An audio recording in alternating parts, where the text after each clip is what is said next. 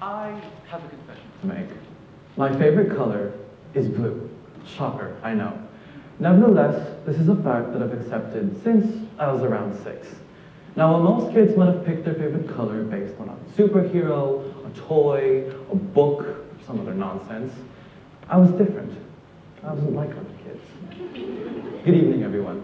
My name is Ian, and in my eternal quest for academic validation, like the nerd that I am, I found that the color blue was scientifically linked to feeling calmer, being more relaxed, and thinking more logically. Obviously meaning I'd get better grades. And so, the little 6-year-old Ian then decided to make blue his entire personality.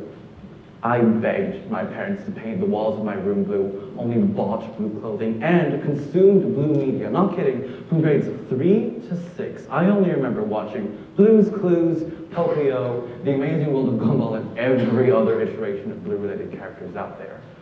But you know what? I stand by that decision.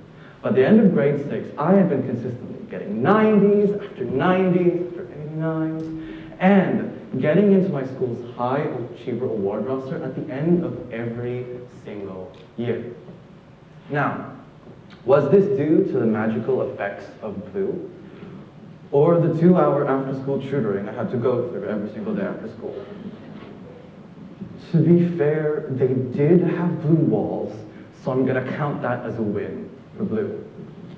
Building upon that revelation, naturally, I decided to make it my life's mission to learn anything and everything about color. And, as fate would have it, I found BuzzFeed, the most trusted and reliable source of information, which introduced me to the wonderful world of color psychology, the study of how different tints, tones, tinctures, and tinges affect not only how we think cognitively, but how we feel physically. Not a moment to spare, and I started my Alice in Wonderland-esque journey, mastering a multitude of malachite marketing techniques, feeling the flow of fuchsia feng shui practices, and studying the secrets of scarlet scientific studies, the culmination of which is a thought experiment. Everyone, please humor me. Close your eyes, or don't, I don't care. And based on the words that I say, think of the first color that comes to mind. And raise your hand if the words war, love, and anger evoke red. Keep them up if jubilant, excited, and summer evoke yellow. Now, you can open your eyes for this one.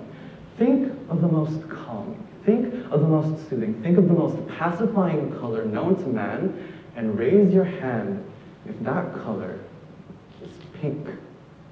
Baker Miller pink specifically. Now, what is this color, you might ask? I'm glad you didn't ask, because P-16H, more affectionately known as Baker Miller pink, is a pale pastel shade of pink, discovered by a fellow color-crazed cuckoo scientist, Dr. Alexander Schaus, in the late 1970s, who, like me, was determined to unravel the conundrum of color.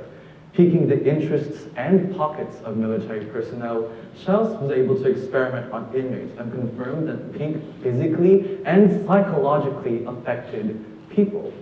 In an experiment with 153 inmates, all but 2 of them, when exposed to the color pink, were shown to have drastic reduced levels of heart rate and muscular strength.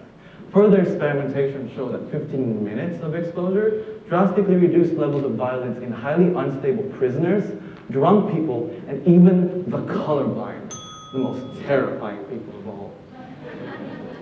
Schaus's research quickly spread throughout America and became all the craze, plastered onto bars, onto prisons, and even onto the locker rooms of local college campuses of the opposing team, because it was believed to make the players less aggressive and perform much worse, which led to this whole legal battle and litigation, all the boring stuff I know.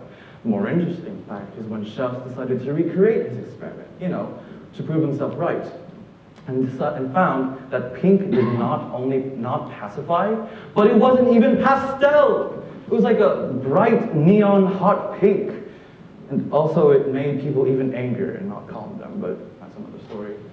Further meta-studies showed that pink's supposed pacifying properties weren't due to any inherent trait it had, but because of the fact that pink, in that time, was emasculating and was connoted with femininity, making the prisoners more feminine and weaker, not calmer.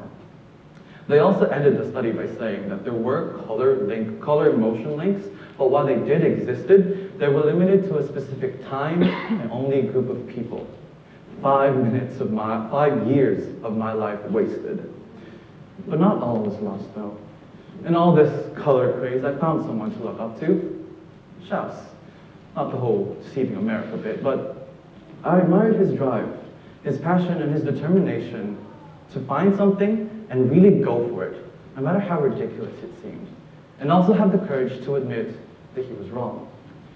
Maybe with a bit more caution and a lot more reason, so I don't waste another 5 years chasing a golden goose.